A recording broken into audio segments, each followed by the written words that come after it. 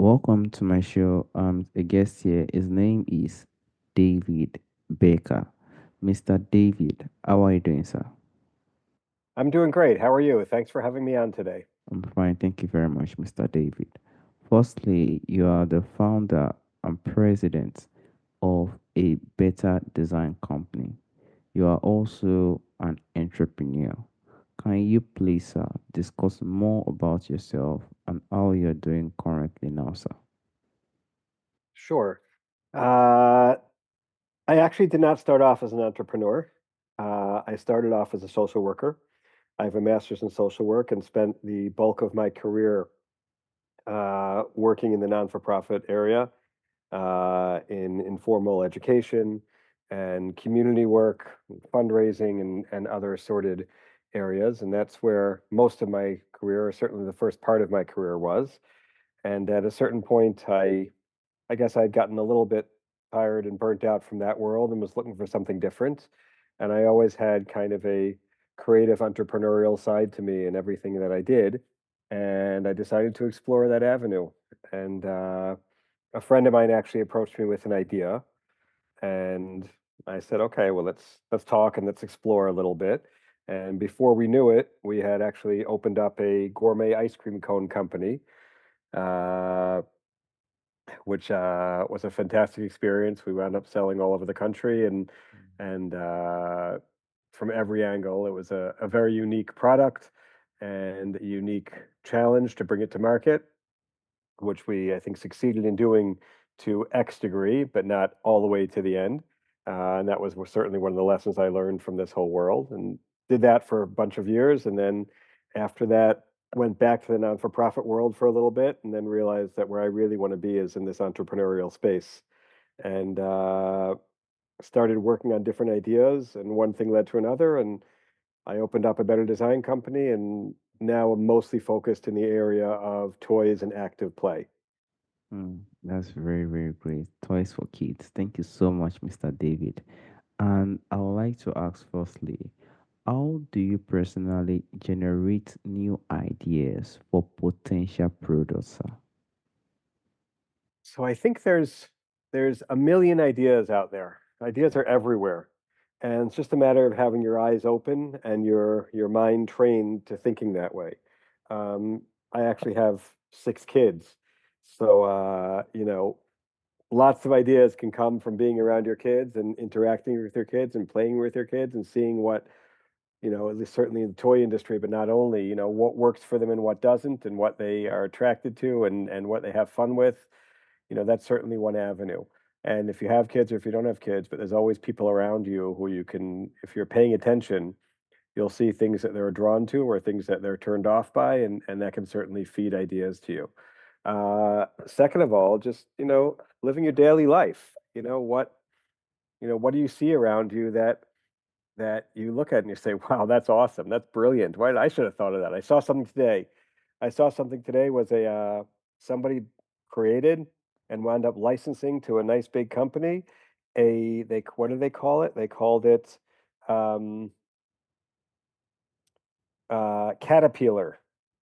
Instead of a caterpillar, it was a carrot shape. It was a caterpillar shaped carrot peeler. Mm, And I was thought looked at that and I was like, that's so simple. That's so brilliant. What a great design concept, and that's fantastic. And now it's selling everywhere. It was a great idea. So if you're thinking and trying to think a little bit creatively, you can you can certainly come up with ideas. And the last thing I'll say about that is if you've got ideas in a particular area or a particular product concept, you know, and if it's about, I don't know, tools, a better kind of hammer or whatever. So go walk around a hardware store and go look at all the different hammers that exist and see if there's something there that is similar to what you did or something that you can improve on or whatever. If you're thinking about a toy, same thing. Go into a toy store. I think that's, et cetera, et cetera. I think that's really how you can get different uh, get different ideas and feed those different ideas for potential products. yes, I completely agree. And creativity is a very, very powerful tool when someone wants to bring up an idea to the world to bring into successful products. What role do you think creativity play in identifying viable product ideas, sir? I think it's a huge role. But I think creativity is also kind of a broad word, and we kind of think of creativity as, creating something from scratch or, you know, artsy or those kind of areas. But it doesn't only have to be that. I think creativity is just how to think a little bit differently. You know, one of my products that we created was actually brought to me by an inventor, but then we kind of took it a step further. But he took two games that already existed that people love, cornhole and basketball, and he combined them. And nobody else had thought about that before. I think sometimes we think creativity is incredibly hard and, well, you're a creative person, you're not, or whatever. And I said sometimes creativity can be something as simple as taking things that already exist and combining them. I said I have this one of the games that we created was actually brought to me by an inventor, and all he did was he took two games that are very popular, cornhole and basketball, and he combined them. And that into itself became this new game, and it's been very popular. It's selling great. It's on Amazon, and it wasn't something that demanded this crazy out of the box. Nobody else in the world could have thought of such a thing. It was something that was just very simply this guy saying, huh, that and that both people love, and they could really work well together. Let's stick them together. Great idea. Same thing with this caterpillar thing I mentioned earlier. Something so simple. It wasn't something incredibly. I personally can't draw. I can't. If I can draw a stick figure, that's great. My Mm. mind doesn't work that way, but I can think of other kind of ideas and have somebody else draw them. I mean, it doesn't have to be. You don't have to think of yourself as this great artist or this great, incredibly creative person. All of us have creativity, and all of us can utilize creativity in any kind of thinking about and identifying viable product ideas. Yeah, thank you so much, sir. And when someone also brought a product or even have gotten an idea through the power of creativity, there could also be some certain mistake entrepreneurs make. What do you think are some common mistake entrepreneurs make when validating their ideas, sir? I think the biggest one is not doing enough research ahead of Okay. time. And I think there's two main areas. And again, in my area, I'm dealing with retail products, right? I think there are two main areas that you probably have to be most careful with. I would say is one is researching what already is out there, researching what already people have done, So I can come up with the Mm, word. I can't tell you how many times I've come up with an idea and I was like, that's a great idea. And the first thing I do is I go run to Amazon and I put in some keywords that seem to make sense. And oh, yeah, 14 people are already selling that same idea, right? Uh, I think that kind of thing can happen a lot. And before you go too deeply into something, before you spend too much time and energy on an idea, you need to do a good amount of research. Number two, connected to that same idea, is what's the viability of the product? You're not seeing it. Well, maybe there's a reason you're not seeing it. Maybe just nobody thought of it, and really got a great idea, and I got to put it together, and we can do it. On the other hand, maybe it's not out there because in order to do it, it would just cost so much money and get so complicated that you'll never be able to sell it for a reasonable price point. So no one's going to bother to do it because it's not a viable business idea. So I think doing your research on those two fronts in particular, there's other things also, just understanding the industry you're going into, for example. But those ideas in particular, I think are crucial if you want to turn your idea into something concrete. Just know what's going on around you. Have other people done the same thing? How or how can you or will you stand out from everything else that's already there? And making sure that it's viable. Whatever you're trying to do is really viable and reasonable in a way that makes sense. yes, thank you so much, Mr. David. And no matter what we are doing in this life, there will definitely be challenges that is ahead of it. What challenges do you typically face when turning an idea into a tangible product, sir? I think one major issue, and people need to be aware of this, Yes, sir. is unfortunately is financial. Um, you can do a lot on a shoestring, a lot. You can make prototypes pretty cheaply, especially nowadays if you have some technical knowledge, or even if just you can do it with, cardboard and glue and scissors and whatever, you can even make prototypes. Um, but once you really start moving something, the financial burden can be significant. Again, my area is retail, hard concrete retail products. If Mm, somebody's doing something, an online thing, maybe it's a little bit different. You don't need those same kind of resources. But I guess I came to this at a point in my career and a point in my life where I had a little bit of flexible income that I was able to get started with. But either via investment or via just you have some resources to begin with. I think you do need to recognize, and I think people don't always acknowledge this off the bat. You know, finance is a real, can be, doesn't have to be, but can be a real challenge. Um, I would also say that, I think if you want to go for it, you got to be able to go for it. Side gigs are really hard. If you really want to turn something into something real, it's really hard to do something. You can do something nice on the side, and you know, either as a hobby or a very small business. But if you want to really go for it and try to make a business out of something and a career out of something, I feel like you need to be all in. yeah, You need to be really, personally invested. Your family needs to be invested. You need to recognize what it's going to cost you, not only in terms of finances, but in terms of time, in terms of lifestyle.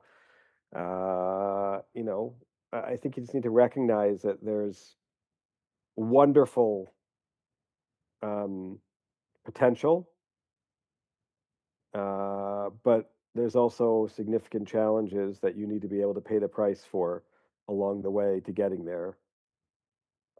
So that's what I would say. all right, sir. Thank you so much, Mr. I don't David. want, by the way, I don't want to scare anybody away from doing this. I think it's Um, fantastic. I'll be honest, I work from home, and my ability to be around my kids, yeah, my ability not to have to waste 2 hours a day in the car in traffic, those are worth a lot of money to me. And I do crazy hours, and I do, there are other challenges I face, but the entrepreneurial lifestyle fits me. It doesn't fit everybody.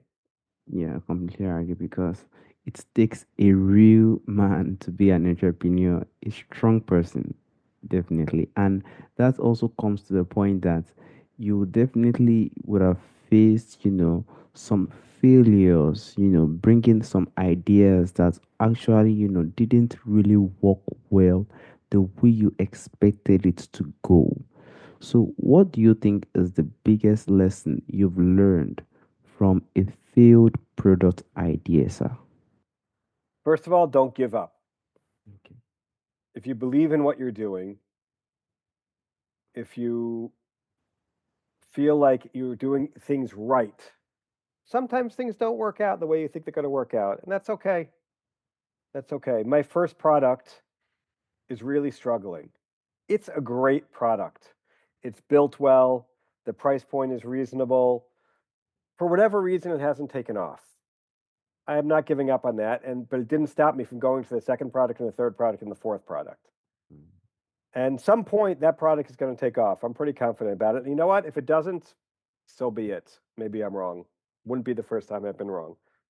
But don't give up. If you really are giving it a shot, if you really believe in what you're doing, if you're really committed to what you're doing, that's par for the course. That's just part of what you need to deal with. And you need to say, because I'm a big baseball fan, and the best baseball players in the world, they get a hit 3 out of 10 times. 7 times they fail. 7 out of 10 times they fail. Those are the best players in the world, right? Okay, that's okay. I I I I believe in what I'm doing. I believe I'm onto something. I believe I built a good team. I Mm, believe I've made the right inroads. I believe we're taking the right steps. And I believe not everything is going to work exactly the way I think it's going to. And yeah. okay, just let's push forward. Let's push, push, push, push. Don't give up. Yeah, I completely relate with that, Mr. David.